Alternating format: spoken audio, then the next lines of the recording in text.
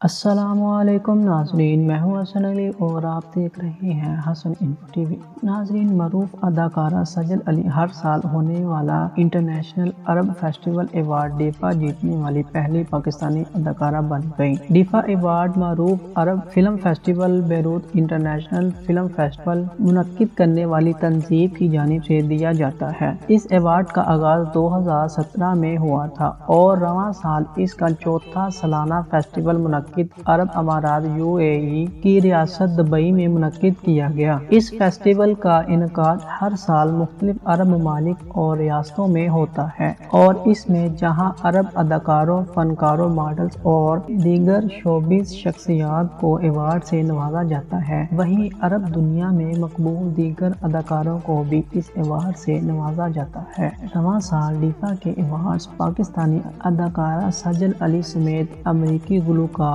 سوڈانی film ساز اور دیگر اداکاروں، گلوکاروں اور دیگر شوبز شخصیات کو دیے گئے۔ ڈیفا ایوارڈ کی تقریب دبئی میں 29 نومبر کی شب کو منعقد ہوئی، جس میں گلوکاروں نے سر بکھیر کر محفل کو چار چاند لگا دیے۔ سجل علی کو بھی ان کی شاندار اداکاری کے باعث ڈیفا ایوارڈ سے نوازا گیا اور وہ یہ ایوارڈ جیتنے والی پہلی پاکستانی اداکارہ بن گئیں۔ سجل علی نے ڈیفا ایوارڈ جیتنے کی تصاویر انسٹاگرام پر شیئر کرتے ہوئے ایوارڈ کو نہ صرف اپنے لیے بلکہ ملک و قوم کے لیے بھی اعزاز قرار دیا۔ سجل علی کی جانب سے عرب ایوارڈ جیتنے پر ان کے مداحوں نے انہیں مبارکباد دی، جبکہ متعدد شوبز شخصیات نے بھی ان کے لیے نیک خواہشات کا اظہار کیا۔ جی تو ناظرین، اگر آپ کو ویڈیو اچھی لگی ہو تو ویڈیو کو لائک اور چینل کو سبسکرائب لازمی کریں۔ ملتے ہیں نیکسٹ ویڈیو میں، تب تک کے لیے اللہ حافظ۔